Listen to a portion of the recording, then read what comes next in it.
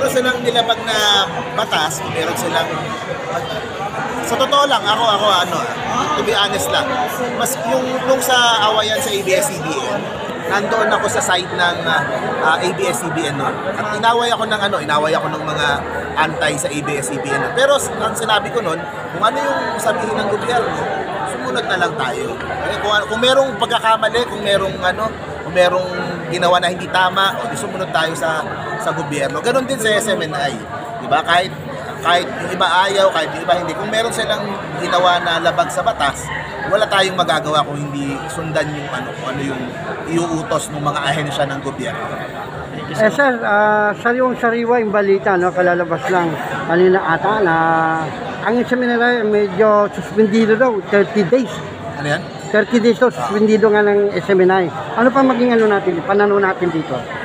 Hindi, yun nga, yung NTC, ganoon na din sa MTRCB, meron silang mga rules, meron silang mga hindi naman nila gagawin yan ng matripan lang nila. Kumbaga merong nilabag yung SMNI, may nilabag yun na according sa mga policy nila. So kailangan natin sundin lang. And syempre, haluan talaga ng politika, haluan talaga ng kaso, yun nga, kung walang ginagawa na mali, hindi sana hindi sana masususpend na ganun. Kaso, yun nga, according to NTC, merong nagawa nga na hindi tama, kaya sinuspend po ng NTC. And yun talagang hindi ko talaga, maintindihan ko naman, mahaluan talaga ng politika. Kaya 2024, magiging exciting. Kasi isang tanong na lang, sir.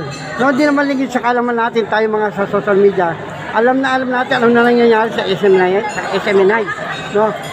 Sabi ni Dr. Loren Badoy at Ika Eric, hindi raw makatarungan ang kanilang ginawa ng mga congressman sa hearing dito sa Kamara hanggang sa umabot sila sa punto na sila ay pinakulong sa baba ng Kongreso. Ano pa pananaw natin dito, sir? Alam nyo, karapatan ng Kongreso na i-defend yung sarili nila. Diba? Yung may kumakalat na yung 1.8 billion daw na ginastos na inamin na hindi naman pala totoo. So karapatan nilang i-defend yun. Ang problema ko lang din kasi sa SMNI, sa totoo lang talaga. Ito na nga, kumbaga, iniimbestigahan na nga ng Kongreso. Tapos, kumbaga, puro atake sa Kongreso, puro atake sa gobyerno na porket iniimbestigahan sila, aatakihin na nila yung parang pambubuli yung ginagawa din kasi ng SMNI. Nasanay siguro sila na bubuli na gano'n. Kaso, paano maibubuli? Gobyerno yan, di ba? Yes, gobyerno pa rin yung masusunod in the end. Kailangan natin sumunod sa mga batas, kailangan natin sumunod sa... So, sa akin, may mali din naman sa SMNI kasi, kumbaga, iniimbestigahan na nga kayo. Kung tignan mo yung sa Facebook ng ilang mga nila, puro mga hirit laban sa Speaker Martin, laban kay tapos pag magtataka kayo, bakit kayo parang pinag-iinitan sa akin medyo na din may pagka-disrespectful na din yung pag tira nila sa Kongreso. Kaya yun. Pero ako si kay Eric, kay Ma'am Lorraine, yung laban nila sa mga grupo na leftist and I support yung mga ginagawa nila. Minsan nagkakamali sila, aminado naman sila doon, pero I support yung laban nila. Kino-comment ko yung mga nagawa nila pagdating doon sa laban na yun. Kaso yun nga, kailangan sumunod. Hindi naman pwedeng parang binubuli natin parang bubuli yung Kongreso, dinidisrespect natin yung Kongreso. Talagang lalabas yung mga issue laban sa kanila. Ano gagawin natin? Yun ang desisyon nila. So, hindi natin ako magtataka kung ma-suspend talaga yung franchise nila next year. Sir, pabo na lang sa question na lang, sir, no? Huwag nila kay Master Jomjo.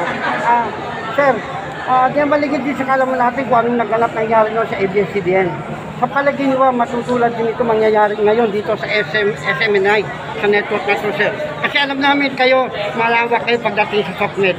No? Ano pa pala yun? Mangyayari kayo dito sa ABS-CBN, yung mangyayari sa SMNI?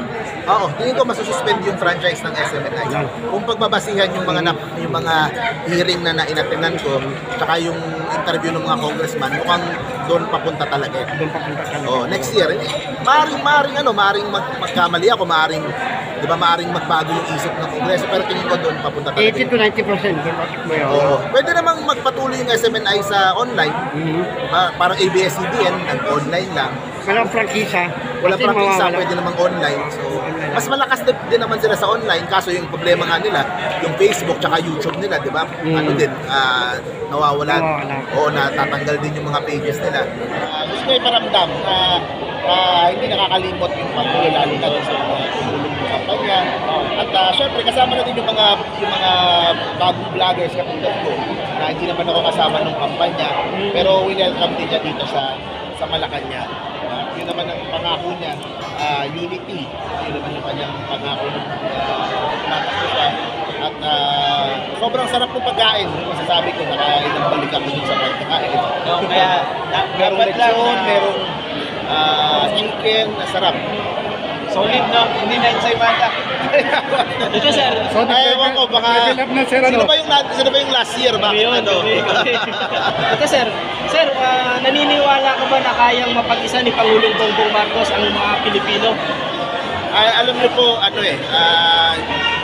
the president is doing, kumakita naman sa action eh. Yun naman ang sa akin.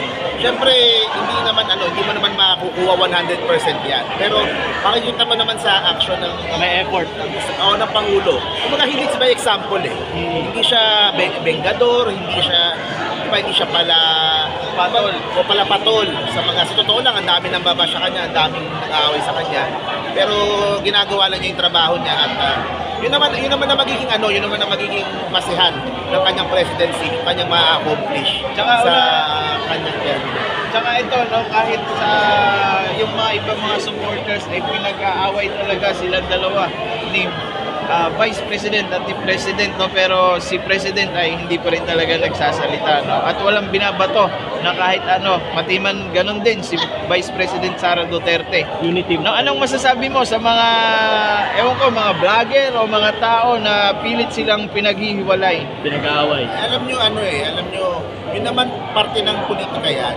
Kasi parte yan ng, syempre, pag nasa kapangyarihan na, hindi mo may iwasan na talagang yung isa may gusto ng ganito, hindi makukuha, may mga ganun talagang mga sitwasyon pagdating sa politika.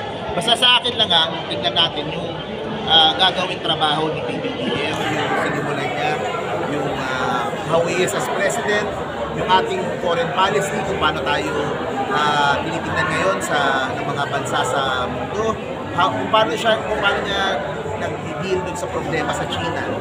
Yun, pinapatunayan lang na he is kumbaga may political will sa PBBM. Kasi nakita nyo naman yung ginagawa sa mga bangka natin, sa mga boats natin sa West Philippine Sea. At doon makikita na